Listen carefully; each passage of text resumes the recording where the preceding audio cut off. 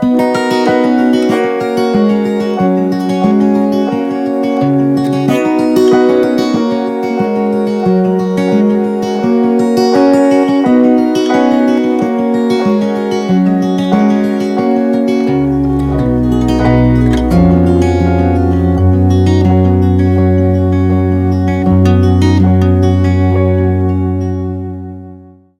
lecture de ce matin se trouve dans l'évangile de Jean, au chapitre 2, et nous lirons les versets 1 à 10.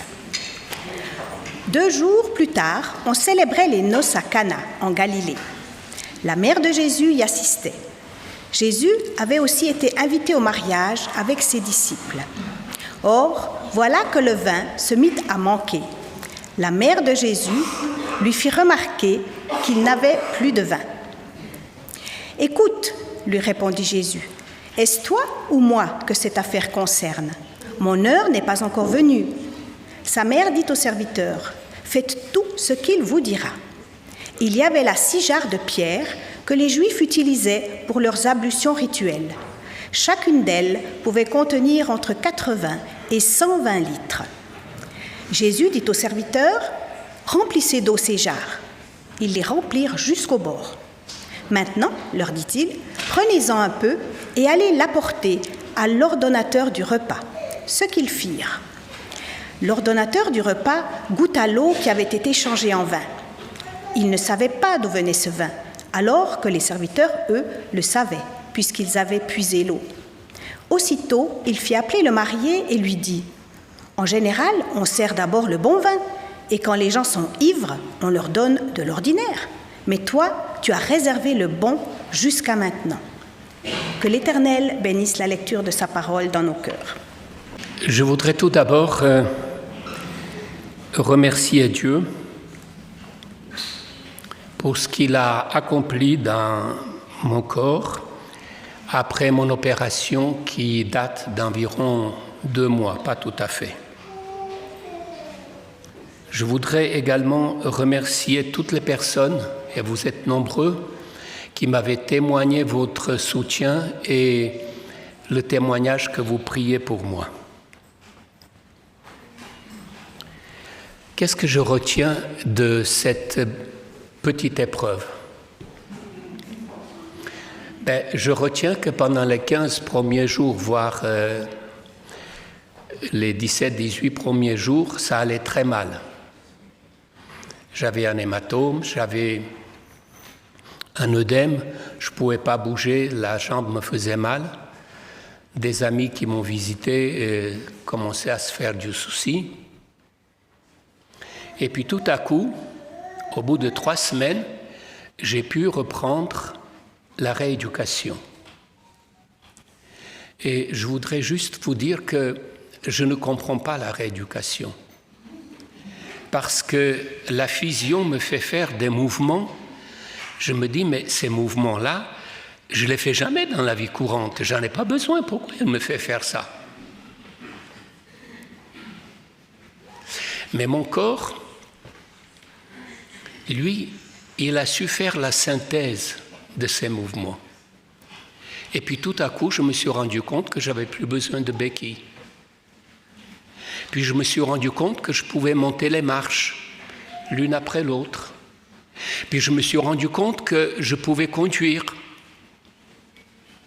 Puis je me suis rendu compte, cette semaine encore, que je pouvais descendre maintenant aussi les marches, les escaliers.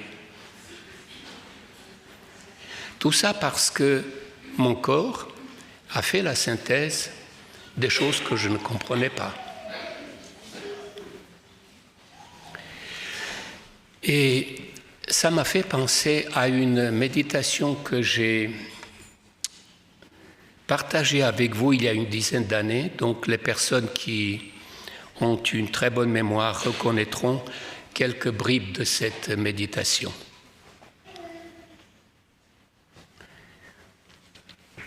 Je lis dans le livre d'Habacuc ce texte. « Moi, je vais rester à mon poste de garde. J'attendrai comme un guetteur sur le rempart pour savoir ce que Dieu me dira et comment il répondra à mes plaintes.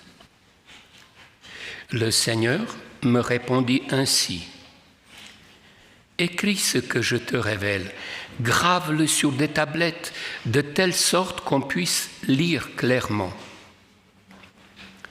Le moment n'est pas encore venu pour que cette révélation se réalise, mais elle se vérifiera en temps voulu. Attends avec confiance, même si cela paraît long. Même si cela paraît long. Ce que j'annonce arrivera à coup sûr et à son heure. Voilà, nous sommes rentrés dans l'automne depuis à peu près 3 semaines. Dans 2 mois environ, nous serons à Noël.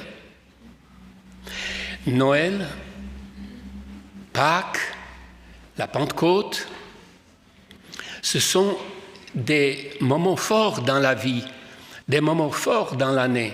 Pas seulement parce qu'il y a des vacances qui sont liées à cela, mais parce que ces moments sont chargés de messages.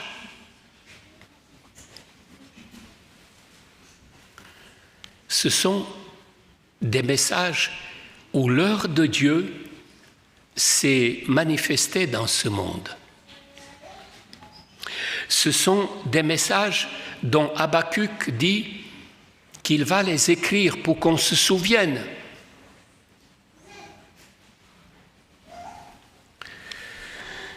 Pour les chrétiens, pour nous et pour les autres chrétiens, par exemple, Noël rappelle que Jésus-Christ est au cœur de notre trajet spirituel. C'est par lui, avec lui et en lui que nous cheminons. Il a dit « Je suis le chemin, la vérité et la vie ». Il est le Fils de Dieu par nature. Il est celui par qui la divinité est venue visiter l'humanité. Mais ce qui est extraordinaire, c'est que l'apôtre Paul dit « Lorsque les temps ont été accomplis ». Pourquoi Jésus n'a pas attendu la période d'Internet pour arriver dans ce monde? Avec une prédication, on aurait pu l'entendre sur toute la terre. Pourquoi a-t-il choisi la période romaine? Pourquoi il n'est pas venu à la période babylonienne? Ça, ce sont mes questionnements. Mais ces questions n'ont aucun sens. Parce que le temps de Dieu, comme le dit superbement bien Anne Lécu dans ce livre, le temps de Dieu n'est pas le temps des hommes. Et quand Dieu a jugé bon, quand Dieu a jugé nécessaire que l'heure de Dieu se manifeste dans ce monde, eh bien, elle est venue. Olivier Clément écrit « Le péché de l'être humain a transformé cette heure en rédemption tragique, mais elle reste avant tout l'accomplissement du dessein originel de Dieu, la grande synthèse en Christ du divin, de l'humain et du cosmique. Comme mon corps a fait la synthèse de tous ces mouvements que je croyais disparates et que me faisait faire la physio et leur a donné un sens, l'heure de Dieu, elle fait une synthèse de ce qui est divin, de ce qui est humain et de ce qui est cosmique. Alors je vais prendre un premier exemple. La majorité d'entre vous connaissent le livre de Job. Il y a peut-être parmi nous ce matin des personnes qui sont là pour la première fois et qui n'ont pas lu le livre de Job. Je résume rapidement. Job est un homme qui est très riche. Satan accuse Dieu que la fidélité de Job est due à la richesse que Dieu lui procure. Et il défie Dieu de mettre Job à l'épreuve. Heureusement qu'il y a eu au moins un Job dans l'humanité. je ne suis pas sûr que sur moi, Dieu aurait misé comme il a misé sur Job. Mais il y a eu un Job. Et Satan va tout faire pour casser Job. D'abord, il va lui prendre les enfants, la richesse, les bœufs, tout ce qu'il a. Et puis, quand il a vu que tout ça, ça ne marche pas, il a dit à Dieu, oui, d'accord, on lui a tout repris, mais il est encore en santé, touche à sa santé et puis tu verras. Chose extraordinaire, Dieu lui dit, bon, touche à sa santé, mais garde-lui la vie. Et Job est sur un tas de fumier, en train de se gratter avec des tessons. Et ça dure des semaines. Des semaines. Nous, on lit ça très rapidement, mais le texte nous dit que ses amis ont appris que Job allait mal. Ah, évidemment, il n'y avait pas le téléphone à l'époque, mais il y avait le téléphone oriental qui faisait quand même connaître les choses. Ses amis ont pris la peine de venir. Et puis quand ils sont arrivés, ils sont restés 7 jours. Quoi? Devant cette épreuve. L'épreuve de Job, c'est quelque chose de terrible, parce que ça n'a pas duré 1 heure, 1 jour, 1 semaine, ça a duré dans le temps. Ça nous montre combien Satan prend un grand plaisir de nous casser, prend un grand plaisir de nous pousser dans nos retranchements, prend un grand plaisir de nous dévêtir de toutes nos croyances, de toutes nos certitudes, pour essayer de nous éloigner de Dieu. Si vous lisez le livre de Job, il est composé de 42 chapitres. Les 37 premiers, ce sont les dialogues entre les amis de Job, les plaintes de Job, et puis un personnage un peu mystérieux, loufoque, Élihu, qui pense avoir la sagesse de toute la terre et qui va essayer de faire la morale à tout le monde pendant 6 chapitres. Mais quand vous lisez ça, vous vous dites, mais comment Job encore a réussi à tenir? Job a tenu parce qu'à partir du chapitre 38 intervient l'heure de Dieu. Et Dieu va dire, debout, saint terrain, écoute ce que je vais te dire. Tu étais où quand j'ai créé l'hippopotame? Tu étais où quand j'ai mis la grêle en réserve? Tu étais où quand les étoiles dansaient? Tu étais où quand j'ai formé la neige? L'heure de Dieu est comme ça. Elle est la synthèse de ce qui est divin, de ce qui est cosmique et de ce qui est humain. Et quand l'heure de Dieu intervient dans la vie de Job, voilà quelle est l'exclamation de Job. Eh oui, j'ai abordé sans le savoir des mystères qui me confondent. Je ne te connaissais que par ouï-dire. Maintenant, mes yeux t'ont vu. Vous voyez, quand l'heure de Dieu se manifeste dans votre vie, il n'y a pas de tâtonnement. C'est pas, je ne sais pas, est-ce que c'est lui, est-ce que c'est pas lui? Quand l'heure de Dieu intervient, la vraie heure de Dieu, eh bien, c'est quelque chose d'extraordinaire. Cette heure est puissante, mais elle n'est pas écrasante. L'heure de Dieu n'a pas écrasé Job. Elle a émerveillé Job. L'heure de Dieu ne détruit pas, elle féconde. Elle féconde en nous.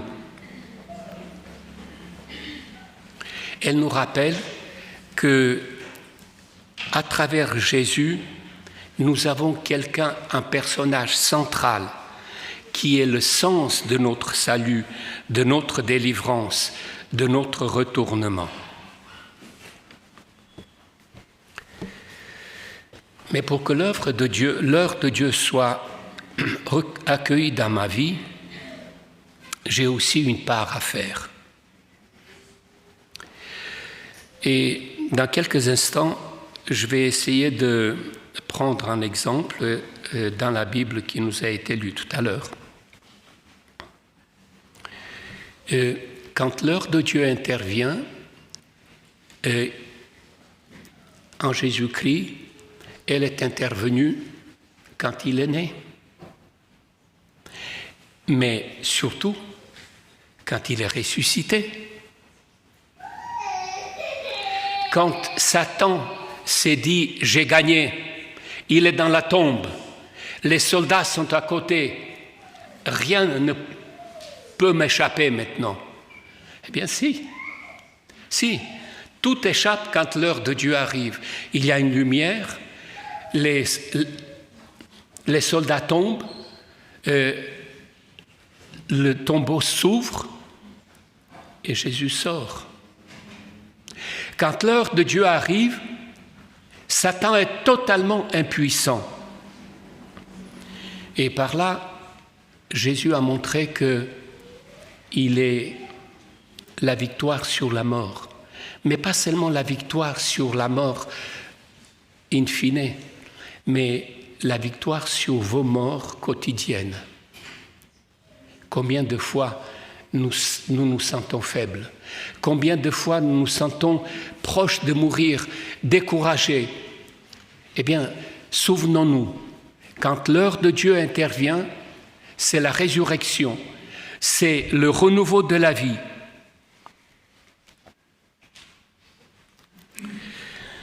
Je reviens pendant quelques instants sur le texte qui nous a été lu dans l'Évangile de Jean.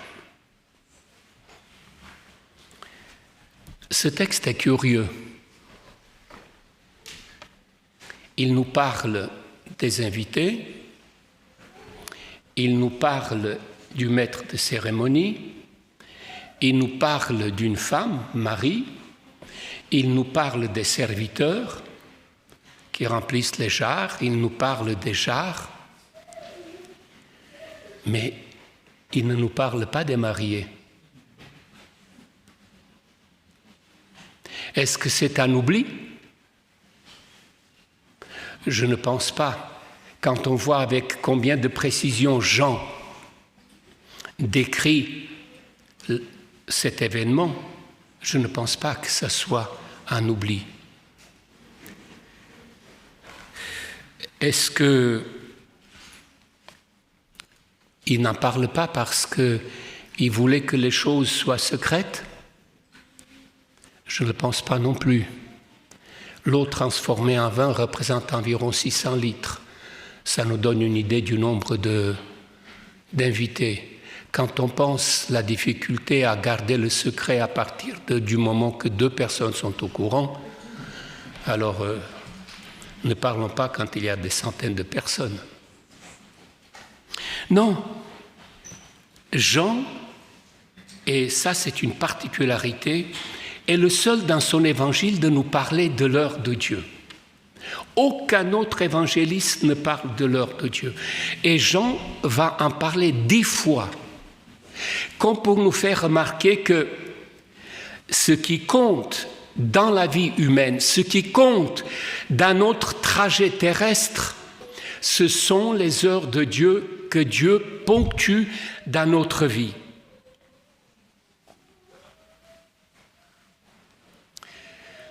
Marie se rend compte, parce qu'elle était certainement proche de la famille qui organisait le mariage, se rend compte que la catastrophe arrive, qu'il n'y a plus de vin. Alors, elle va informer son fils. Vous savez, je n'ai pas de peine à imaginer le manque de vin. Ici, les mariages sont généralement célébrés en une journée, soit un repas de midi, soit un repas de soir, et puis c'est tout. Mais dans le pays dans lequel je suis né, un mariage se célébrait pendant des jours. Et pour les familles les plus riches, pendant une semaine. Parce qu'il n'y avait ni télé, parce qu'il n'y avait ni Internet, parce qu'il n'y avait pas les réseaux sociaux, parce qu'il n'y avait pas de salle de cinéma. Et quand il y en avait une, elle marchait que le dimanche, quand les gens étaient libres. Et donc, quand on se réjouissait, c'était des moments vraiment de réjouissance. Lorsque, après m'être marié à la française, je suis allé avec Monique 3 mois après chez mes parents. Ma mère voulait aussi faire effectivement une fête. Et puis ça a commencé le samedi soir, ça a duré dimanche, ça a duré lundi. Et les gens qui passaient à côté de la maison, ils voyaient qu'on se réjouissait, alors ils rentraient, ils prenaient une part de gâteau, ils mangeaient un bout de pain ou ils mangeaient de la viande. C'est comme ça que se passaient les mariages. Et vous vous imaginez, voilà maintenant que le carburant essentiel manque. Alors Marie va trouver Jésus, elle va lui dire, écoute, ils n'ont plus de vin.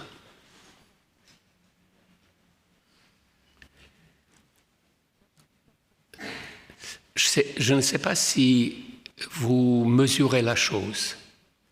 Ce n'est pas Marie qui est à l'étroit. C'est une famille. Mais Marie se dit, je vais prendre cela sur moi. Je vais le présenter à quelqu'un à qui j'ai confiance. C'est un peu ce que nous faisons quand il y a les réunions de prière. Nous apprenons les difficultés par lesquelles quelqu'un passe, la maladie, le deuil. Nous le prenons à notre compte et nous venons le dire devant le Seigneur et nous le disons au Seigneur. Mais quand elle vient dire ça à Jésus, Jésus a une réponse surprenante. Est-ce que ça te regarde? Est-ce que ça me regarde? Mon heure n'est pas encore venue. Vous voyez la chose extraordinaire. Fils de Dieu, il dit, je ne sais pas quand est-ce que le Père va dire, fais quelque chose. Je ne sais pas. Je comprends ta demande. Je voudrais bien l'exaucer, mais je ne sais pas quand l'heure de Dieu arrivera. J'admire la foi de Marie. Au lieu de se décourager, elle réunit les serviteurs et elle leur dit, écoutez, je ne sais pas comment les choses vont se passer, je ne sais pas quand est-ce qu'il va décider d'intervenir, mais quand il vous dira quelque chose de faire, faites-le. Je vous rappelle que quand Jésus arrive à Cana, c'est un illustre inconnu. Il n'a pas fait une seule prédication, il n'a pas fait une seule guérison, il n'a pas fait un seul miracle. La seule personne qui savait qui était Jésus, c'est Marie. Et c'est parce que Marie savait qui était Jésus qu'elle a pu venir lui faire la demande. Parce qu'elle savait que Jésus n'est pas indifférent, parce qu'elle savait que Jésus prend en compte.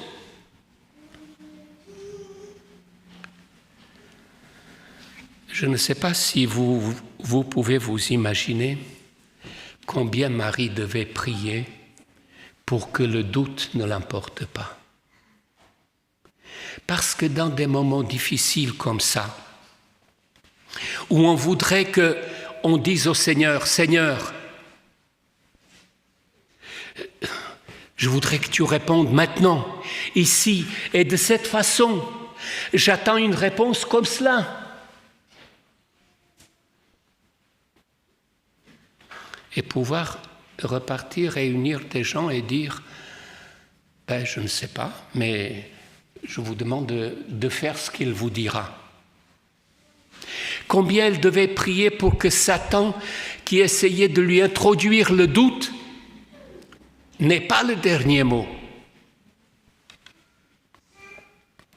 Et l'heure de Dieu est venue. Jésus donne un ordre aux serviteurs. Imaginons juste un tout petit peu. 600 litres d'eau. Déjà, quand on doit remplir le baptistère ici, effectivement, il fait plus de 1000 litres, mais on a l'eau courante, on ouvre les robinets, puis on attend, et puis ça se fait. Mais remplir 600 litres d'eau, alors que vous ne savez pas pourquoi vous le faites, et que vous ne connaissez même pas la personne qui vous le demande. Oui, ce que les serviteurs ne savaient pas, c'est que l'heure de Dieu, c'est toujours une synthèse du divin. Ça, c'est ce que Jésus va accomplir. C'est une synthèse de l'humain. Ça, c'est ce qu'ils font. Et c'est une synthèse du cosmique. C'est-à-dire qu'il y a une transformation qui va se faire. Alors, quand les jarres étaient remplies, on apporte le vin à l'ordonnateur du repas, et l'ordonnateur dit « Mais j'en crois pas mon palais. Comment est-ce possible de goûter un vin pareil ?» Il est tellement surpris qu'il va le dire au marié, mais je ne te comprends pas, ce vin-là, tu aurais dû le servir au début quand on était capable d'apprécier. Maintenant que tout le monde est éméché, tu donnes le bon vin. Mais comment servir une chose avant que l'heure de Dieu ne se manifeste? Comment servir une chose qui n'existait pas avant? Comment comparer les choses des heures humaines, où on a fait les vendanges, où on a écrasé le grain, où on a fait vinifier, avec le vin que Dieu donne?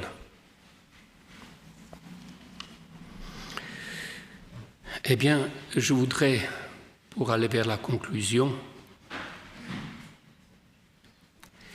vous encourager à prendre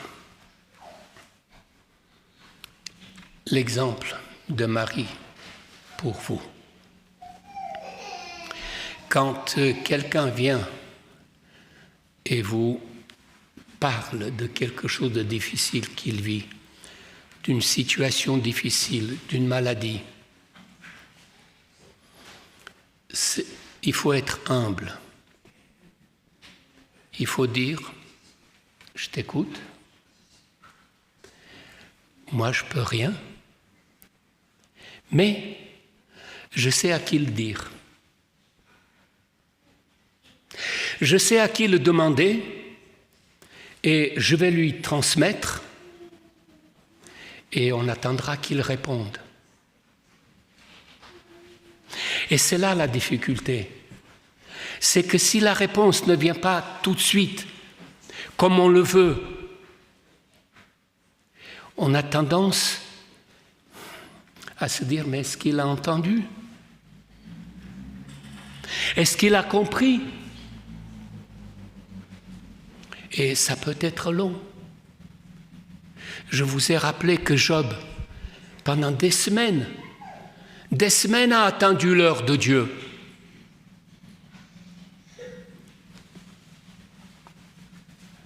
Vous voyez la devise là, unis au Christ pour aimer et partager. Nous ne pouvons rien faire tout seuls.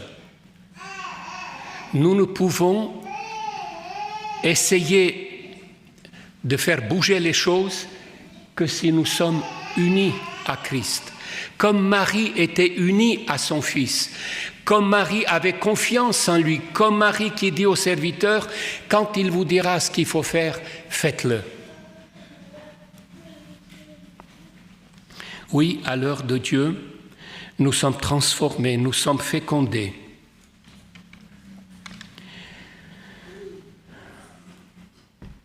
Alors, l'heure de Dieu nous rappelle par la foi ce que nous serons n'a pas encore été manifesté. La foi estime que Notre légère tribulation d'un moment opère en nous une mesure surabondante, un poids éternel de gloire, dit Paul. La foi attend de recevoir la récompense quand enfin elle arrivera. Georges Frédéric Handel était un compositeur assez prolifique, mais il était aussi un peu paresseux. Alors, souvent, à la fin de ses œuvres, il mettait une annotation ad libitum, qui veut dire « comme vous l'entendez ». Si vous avez compris ce que vous avez joué jusqu'à maintenant, le tempo, ce que j'ai voulu dire, continuez, ornez, improvisez, mais dans l'esprit de ce que vous avez joué jusqu'à maintenant. C'est une grande liberté, c'est une grande confiance. Alors, quand l'heure de Dieu approche,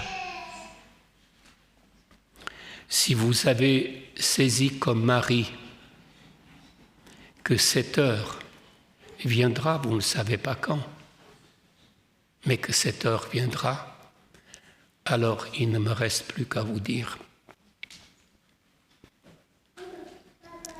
ad libitum. Ad libitum parce que cette heure, rappelons-le, cette heure inespérée, c'est la surprise lorsque Dieu fait la synthèse du divin, de l'humain que vous êtes et du cosmique. Je voudrais vous laisser 2 questions à méditer. Ai-je déjà goûté à la présence de l'heure de Dieu? L'ai-je déjà prié pour m'aider à lui faire confiance quand mon esprit est agité?